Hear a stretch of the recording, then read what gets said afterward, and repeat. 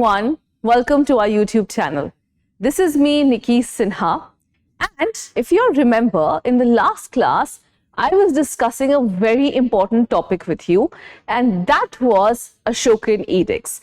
I told you that there's bound to be a question from that particular topic. So, that was part 1 of the topic, and today we'll continue with part 2. In part 1, I had discussed with you till 8th major rock edict. So today I'm going to start with the 9th major rock edict. So let's start. Okay.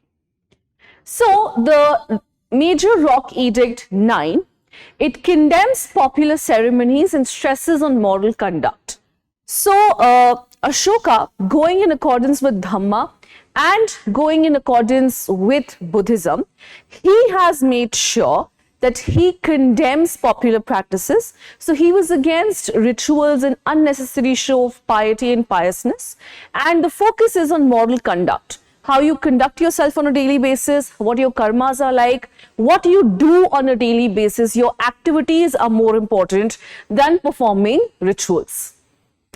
Okay, moving on to the next one. Then we have the 10th one, which disapproves of individuals' desire for fame and glory and stresses on Dhamma. Now, I just want to make one thing clear. When Ashoka is saying that one should not run after fame and glory, what he meant to say is that you should not run after fame and glory, that too in a corrupt or in an unethical manner.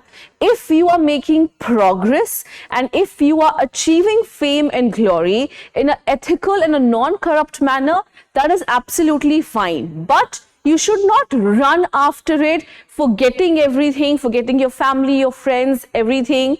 And yes, the focus should be on what? The focus has to be on Dhamma. Focus has to be on your Dhamma, your righteous activities and your duties. Okay. Moving on to the next one. Major Rock Edict 11. Dhamma is the best policy to follow, which includes respect for elders, concern for slaves and servants. So this edict is telling us about one of the aspects of Dhamma, which is that it tells us that one should be compassionate towards slaves, one should respect them, one should respect their elders, and one should be compassionate towards their slaves and servants and people who serve them, right? Anyone who's serving you, you should be compassionate towards them. And most importantly, you should have concern for them. You should be concerned about their well-being, their health, their physical health, everything. Moving on to the next one. This is Major Rock Edict 12. It mentions Mahamatas in charge of women's welfare who were known as Itijikas Mahamata, and tolerance towards the Dhamma of others. This is a very important rock edict. You know why? Because it tells us that Ashoka has taken into consideration the welfare of women per se. And not just taken into consideration, he has taken concrete steps towards it. So he has appointed Mahamatas who were known as Itijika Mahamatas, all right, and they were responsible for what? They were responsible for women's welfare. Also, this is remarkable. Why?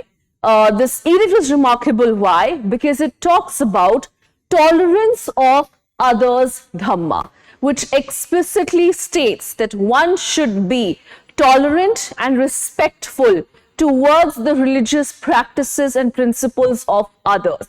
That is one of the main principles of Dhamma. Okay, moving ahead. Okay, the next one that we have is Major Rock Edict 13. Now this is a very important one. Very important. You know why?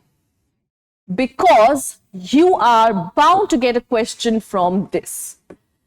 So I have seen quite a few papers and I have seen questions from this particular edict coming in the question paper in consecutive years. Now here, what all do you have to remember? So, it mentions Ashoka's victory over killing. Yes, that's for sure that you have to mention. Also, you have to remember the names of all of these Greek rulers. The fact that where do they belong to, right? And what other names have been used for them. These are the facts that you must remember, right? So there was this one question which was asked, that where was Turumaya located? As in, the king Turumaya belonged to which location? So the correct answer here is Egypt. So you have to remember the names of the king, the location, and what names have been given to the king. Like for example, we have Antiochus of Syria, who was also known as Antiocho. We have Ptolemy of Egypt, who was also known as Turumaya. We have Magas of Cyrene, who was also known as Macha. We have Antigonus of Macedon, who was also known as Amtikyne. We have Alexander of Epirus, who was also known as Alexandro. Also mentions Pandyas, Cholas, etc. So this portion, which has the name of all the Greek rulers, right, their location and the names which have been given to them, this is a very important one. Okay. Now, moving on to the last major rock edict is the 14th one, which talks about the purpose of these rock edicts. What is the purpose? Why have the rock edicts been issued, or why have they been installed? So it talks about the purpose, which is to educate the people, which is to let the people know about his policies. So basically, Ashoka was the one who inscribed messages for his people on rock and pillars. You know, we already know that, right? Okay. So with this, we have finished our major rock edicts, and now we are moving on to the pillar edicts. Okay. So major pillar edict 1 talks about Ashoka's principle of protecting his people. So Ashoka had this need of protecting his people. Now, if you all remember your major rock edicts, you would also know that Ashoka not only talks about protecting his people, but he also talks about protecting people in general who did not belong to his empire. So he was not interested in just protecting his subjects, but he was also interested in protecting the human being in general. So he was okay with protecting people who were outside of his realm. All right. Major Pillar Edict 2 defines Dhamma as minimum of sins, many virtues, compassion, liberty, truthfulness, and purity. So these are the various aspects of Dhamma. It says that anyone who follows Dhamma will have these virtues with them. Virtues of compassion, liberty, truthfulness, and purity. All right. For this class, this is the last major pillar edict that we will be doing. Now, there are 8 pillar edicts altogether. So we will be continuing with this lecture in part 3 as well, where I will be continuing with pillar edicts and then some other edicts according to the location and what is the content which has been given. So let's review the last one for this class. Now, so this states that one should avoid practices of cruelty, sin, harshness, pride, and anger among his subjects. So what are they saying? This is for a king.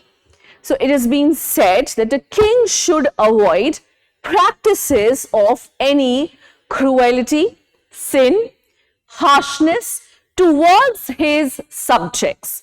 So it basically states that the king should be like a parent to his subjects, who should be guiding them, who should be, yes, scolding them, but also guiding them in the right direction.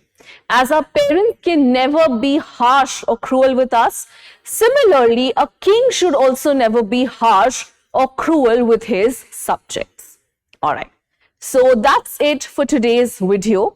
I really hope that this video was useful for you and you have understood the basic crux of all of these rock and pillar edicts. These are really important, guys, because you're bound to get a question from them.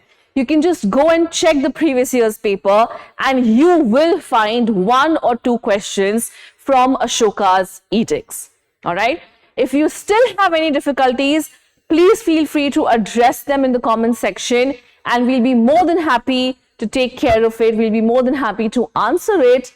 Till then, please take care. This is me, Nicky Sinha, signing off. Thank you so much.